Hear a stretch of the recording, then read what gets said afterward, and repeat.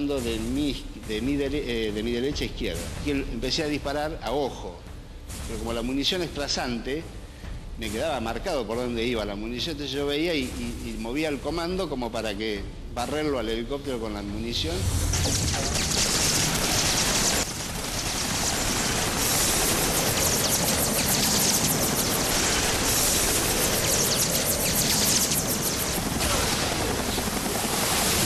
Y ahí mi numeral, que venía acá, a la izquierda mía, de Lepiane, me dice, él ve el lanzamiento de un misil que me venía hacia mi avión y me pide, dice, por derecha, Tuco, por derecha.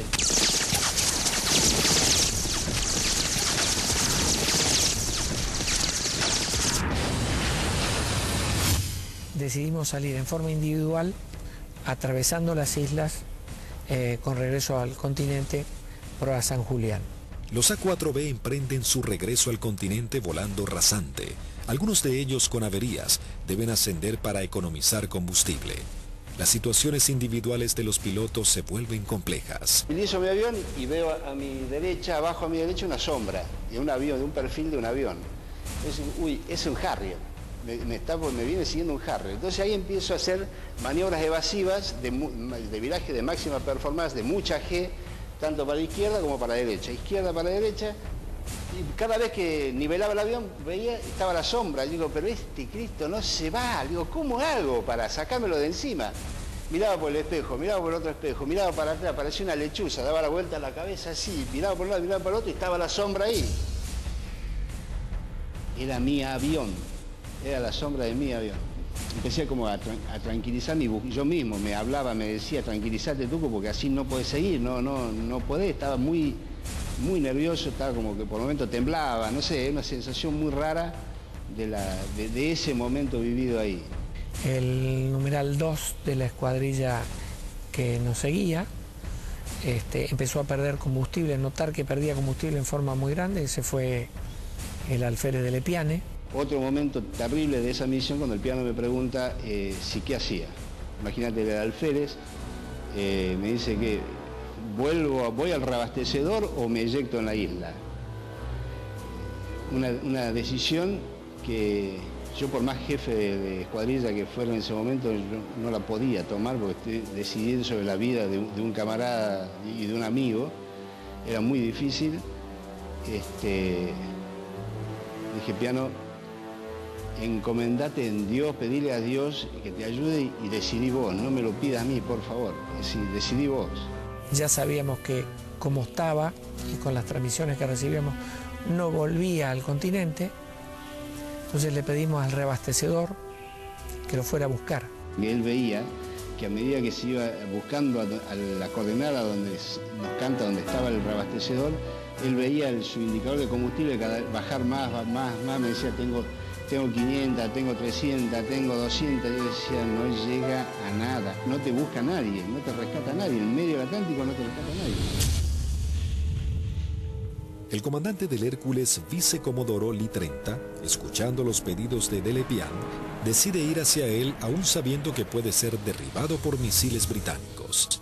Ahí en ese momento el piano lo ve al Hércules, él estaba arriba del Hércules y hace el viraje y se le tira al Hércules.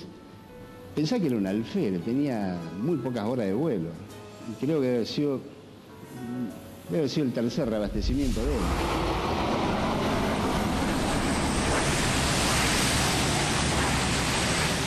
Ahí el reabastecedor se arrimó a las islas en un acto de arrojo terrible, ascendió, lo buscó, lo encontró,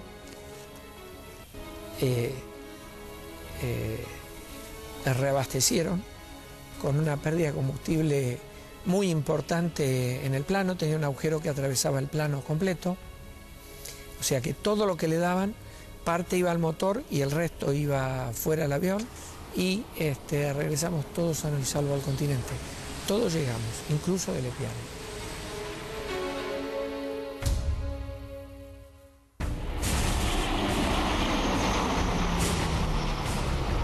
Ese fue un factor importantísimo en el desarrollo de la guerra, el tema del reabastecimiento. Nosotros estábamos muy compenetrados y nos entendíamos muy bien con los pilotos, las tripulaciones de Hércules, y fue uno de los secretos mejor guardados de la guerra y en la cual le dio la posibilidad de éxito a muchas misiones de la Fuerza, fue que los ingleses nunca pudieron encontrar dónde hacíamos los reabastecimientos. Buscaron por todos lados, nunca encontraron un Hércules haciendo reabastecimiento. Las misiones extremadamente peligrosas en las que se embarcaban los pilotos eran los últimos actos heroicos de una guerra que ya llegaba a su fin. El 14 de junio de 1982, las tropas británicas finalmente ingresan en Puerto Argentino y se firma la rendición argentina. El general Mario Benjamín Menéndez, jefe de las guarniciones argentinas en las islas, le informa a su par británico que solo puede responder por sus unidades en Malvinas. El general Moore insiste en la necesidad imprescindible de interrumpir las acciones y Menéndez le reitera su falta de control sobre la Fuerza Aérea y la aviación naval, pero le garantiza que no efectuará ningún pedido de misiones. Moore comenta sus experiencias en San Carlos y Monte Kent, donde noche a noche eran bombardeados por los Canberra, y agrega que el día anterior había salvado su vida por un minuto al ser atacados por aviones A-4B. El conflicto deja a los británicos con su flota desmantelada y no es posible proseguir con las operaciones navales. En ese momento, si alguien le pone un valor en números, y un avión que no valía más de $50.000, y una fragata CL-42 valía $550 millones puesta en el puerto. O sea que si uno hace números, realmente no resiste mucho análisis.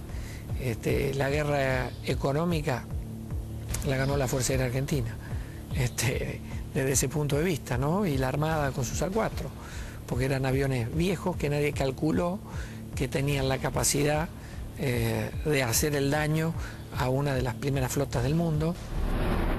Bueno, creo que hicimos bien los deberes. Hicimos aquello para lo cual estábamos adiestrados y creo que lo hicimos bien. Yo creo que esa es la demostración más grande del profesionalismo y de la cadena que hace que ese hombre, en definitiva el último eslabón, llegue y cumpla con su objetivo. Pero hay un montón de gente atrás y que todos han demostrado ampliamente su valía y convencimiento por la fuerza y en definitiva por la nación. El escuadrón, a pesar de que tuvimos muchas bajas, tuvo el espíritu y las ganas de seguir combatiendo y defender algo que era nuestro. Lo realmente importante es el vínculo que uno genera con el camarada que va a entrar en combate junto a uno, que va a arriesgar su vida con uno y del cual va a depender de mí y yo voy a depender de él. La voluntad y el deseo de poder cumplir con la misión y cumplir con ese juramento que en algún momento hicimos cuando éramos cadetes, de defender la bandera y la patria hasta perder la vida. 36 aviadores de la Fuerza Aérea Argentina y 4 de la Aviación Naval Argentina perecieron en operaciones de combate y accidentes. Primero y fundamental, el mejor recuerdo para aquellos que dieron todo, que es fundamentalmente la vida de aquellos que no volvieron. Es el gran honor para mí de haber haber conocido héroes vivos. Ese yo creo que es el mayor honor que he tenido, que me ha permitido la vida. El conflicto de Malvinas dejó un sabor amargo, pero marcó la impecable profesionalidad de los pilotos argentinos, quienes con tecnologías claramente inferiores y algunas que ni siquiera habían sido probadas, lograron dar batalla y sorprender al mundo con maniobras y estrategias de combate que jamás se habían utilizado. Si Argentina la recupera, será por la vía diplomática, con inteligencia, con trabajo. Es como se lo explico a mis hijos. Malvinas, con toda la calma del mundo, significa la persistencia de la necesidad de recuperarlas.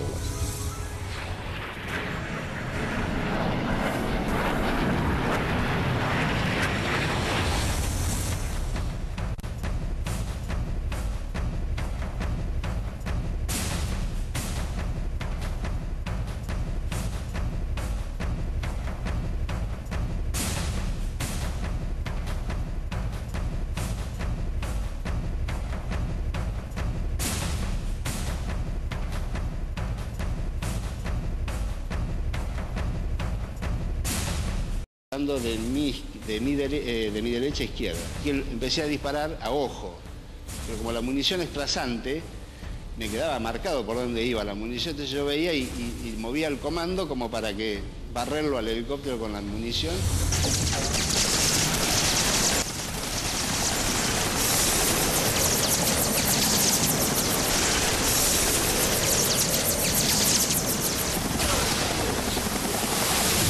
Y ahí mi numeral, que venía acá, a la izquierda mía, de Lepiane, me dice, él ve el lanzamiento de un misil que me venía hacia mi avión y me pide, dice, por derecha, Tuco, por derecha.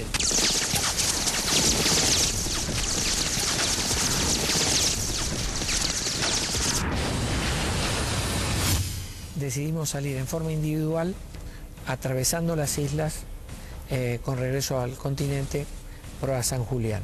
Los A4B emprenden su regreso al continente volando rasante.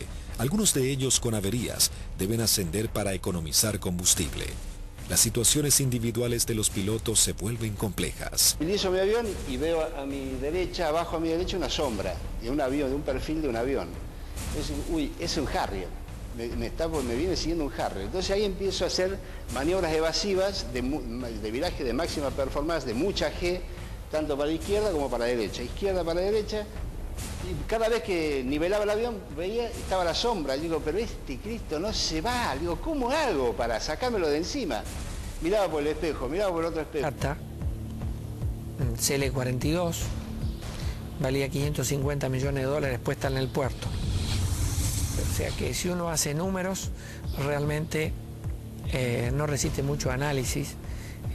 La guerra económica la ganó la Fuerza Aérea Argentina, desde ese punto de vista, ¿no? Y la Armada con sus A4, porque eran aviones viejos que nadie calculó que tenían la capacidad de hacer el daño a una de las primeras flotas del mundo.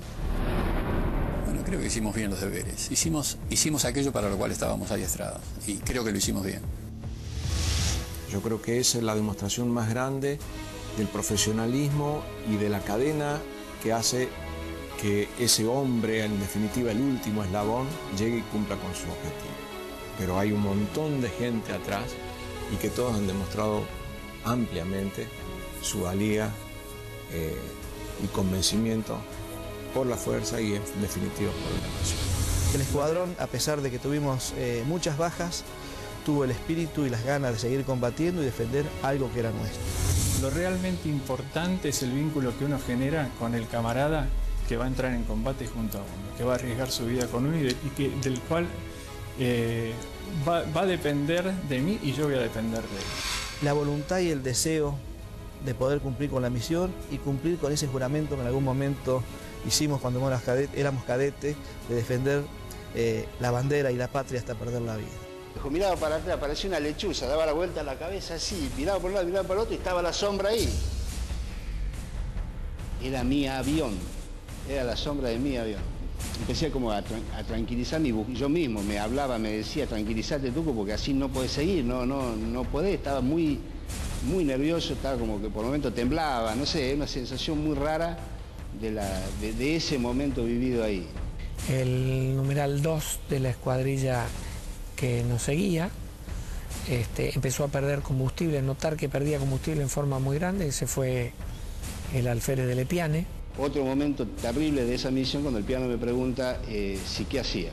Imagínate, el alférez me dice que voy al reabastecedor o me eyecto en la isla.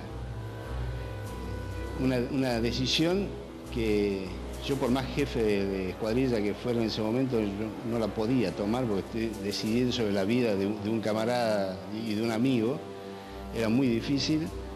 Dije, piano, encomendate en Dios, pedile a Dios que te ayude y decidí vos, no me lo pidas a mí, por favor, decidí vos.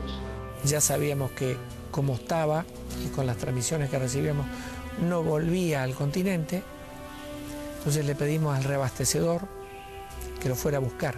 Y él veía que a medida que se iba buscando a la coordenada donde nos canta, donde estaba el reabastecedor, él veía su indicador de combustible bajar más, me decía, tengo 500, tengo 300, tengo 200, yo decía, no llega a nada, no te busca nadie, no te rescata nadie, en medio del Atlántico no te rescata nadie. El comandante del Hércules, vicecomodoro Lee 30, escuchando los pedidos de Delepiane, decide ir hacia él aún sabiendo que puede ser derribado por misiles británicos. Ahí en ese momento el piano lo ve al Hércules, él estaba arriba del Hércules y hace el viraje y se le tira al Hércules. Pensá que era un alférez, tenía muy pocas horas de vuelo. Y creo que debe haber sido el tercer reabastecimiento de él.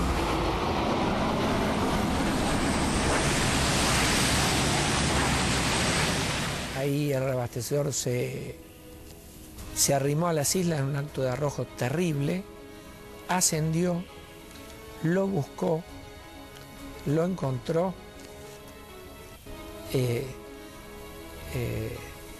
reabastecieron con una pérdida de combustible muy importante en el plano, tenía un agujero que atravesaba el plano completo, o sea que todo lo que le daban, parte iba al motor y el resto iba fuera del avión y regresamos todos sanos y salvos al continente.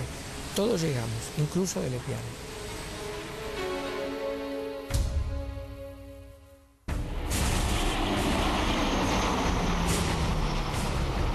Ese fue un factor importantísimo en el desarrollo de la guerra, el tema del reabastecimiento.